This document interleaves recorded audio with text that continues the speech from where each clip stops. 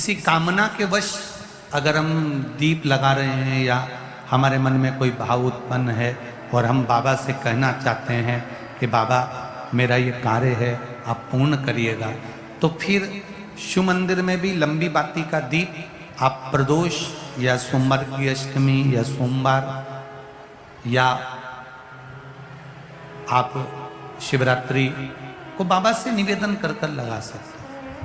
हाँ, विशेष जब कोई एक बहुत बड़ी बात हो और आपके कार्य में कहीं अटकल हो रही हो, तो एक ही दीप में दो बाती, शिव और शक्ति, लंबी बाती बनाई शिव और शक्ति के नाम से, दो बाती एक साथ एक दीप में भी लगा सकते हैं। पर कब? जब विशेष कोई आपका कार्य हो और वो अटक रहा हो, विशेष कोई कार्य, और आप बाबा से प्रार्थना कर रहे हो, तो दो बाती का भी प्रयोग आप कर सकते हो। ऐसे शिव तत्व को जान, व्यापार व्यवसाय नहीं चल रहा हो, नौकरी सर्विस नहीं मिल रही हो, बहुत तकलीफ हो, 7 बेलपत्री केसर को घिसकर चंदन बनाकर बेलपत्री पर बीच वाली पत्ती पर ओम लिखना है। दोनों पत्तियों पर भी एक आद्य शक्ति जगदम्बा के नाम की केसर की बिंदी लगाना है, दूसरे में श्री गणेश रिद्धि सिद्धि के नाम की बिंदी लगाना है। शिव जी पर समर्पित करते जाना, शंकर को चढ़ाते जाओ। सोमवार की अष्टमी के दिन भगवान शंकर को बेलपत्र समर्पित जरूर करना चाहिए, वो भी शाम के समय पर। आप लोग तो जानते होंगे कि सोमवार की जो अष्टमी होती है, शंकर और पार्वती के मिलन का दिन होता है। किसके मिलन का है? जम के बोलिए। शिव और पार्वती के मिलन का दिन होता है सोमवार की अष्टमी का दिन। साल भर में लगभग 4 या 5 सोमवार की अष्टमी पड़ती है, इससे ज़्यादा नहीं पड़ती।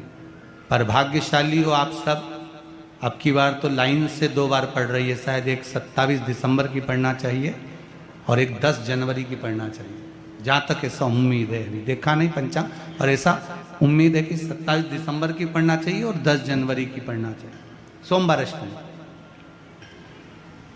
शिव और पार्वती के मिलन का दिन होता है सोमवार की अष्टमी। इसमें मां जगत जननी जगदम्बा अपनी 64 योगिनियों को लेकर शंकर भगवान के सामने नृत्य करती हैं जब सोमवार की अष्टमी पड़ती है।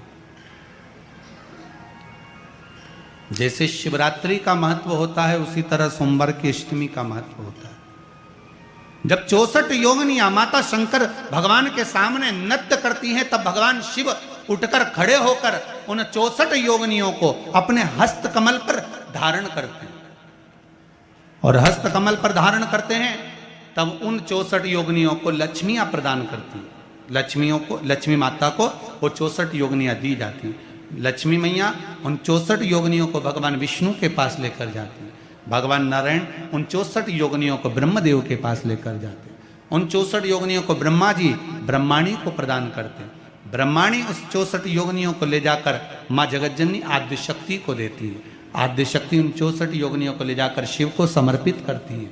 शंकर भगवान की कथा कहती है, सोमवार की अष्टमी पढ़ने वाले दिन अगर बेलपत्र पर केसर का भाग लगाकर ओम लिखकर केसर का ही तिलक लगाकर माँ आद्य शक्ति गणेश जी रिद्धि सिद्धि के नाम से 7 बेलपत्र शिव को समर्पित कर कर लाल वस्त्र में उसको बांधकर, जिसका व्यापार व्यवसाय या नौकरी सर्विस नहीं हो, बहुत कष्ट चल रहा हो, बहुत जिंदगी में दुख चल रहा हो, उसको 2-1 महीना रख कर देखो, बाबा लाइन लगा देगा आपकी संपदा की ओर, आपका हाथ पकड़ देगा। सोमवार की अष्टमी शिव को रिझाने की होती है, भगवान शंकर को मनाने के लिए, शिव को प्राप्त करने का एक साधन। जिन लड़का लड़कियों का विवाह नहीं होता तो अमर कथा पार्वती जी को, अमर कथा केवल जगत जननी जगदम्बा अम्बा पार्वती को सुनाई दी। हाँ, कथा एक स्त्री के जीवन में जब आती है तो वो कथा को जनमानस को परोस देती, परोस।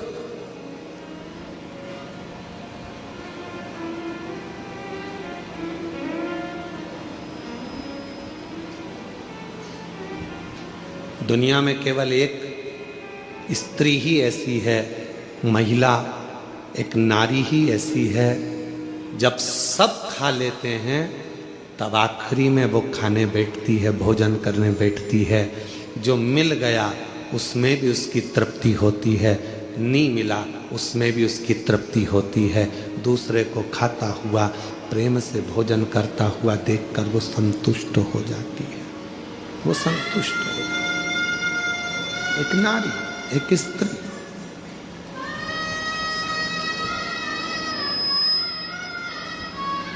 कल कथा चल रही थी भगवान देवादिदेव महादेव के मंथन की, और मेरे भोले बाबा ने कंठ में विष को रख लिया था और मां पार्वती जी ने उसको रोक लिया था अंदर उतरने से पहले।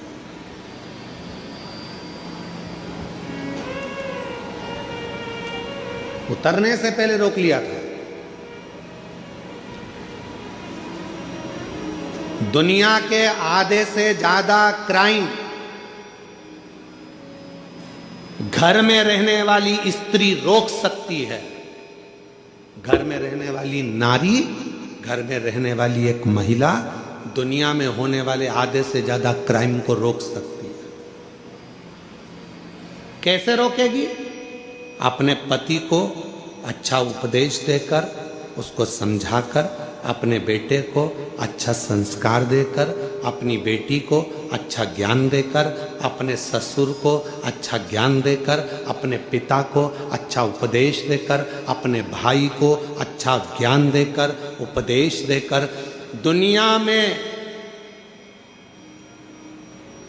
किसी सरकार की इतनी सामर्थ्यता नहीं है जो क्राइम को रोक सके। क्राइम को केवल एक रोक सकती है, वो घर की केवल नारी होती है जो अच्छे संस्कारों से इन क्राइम को रोक सकती है। एक कथा बचपन में पढ़ने को मिली थी, शायद हमें उम्मीद है कि आपने छत्तीसगढ़ वासियों ने भी इस कथा को जरूर पढ़ा होगा। हमने पढ़ा है अपने बचपन में, तो तुमने भी पढ़ा होगा। कथा सुनने को मिली थी, पढ़ने को मिली थी। एक छोटा सा बच्चा स्कूल में जाता है पढ़ने के लिए, उसको एक पेंसिल मिल जाती है। वो अपनी मम्मी को आकर बताता है, माँ मुझे ये पेन मिला है।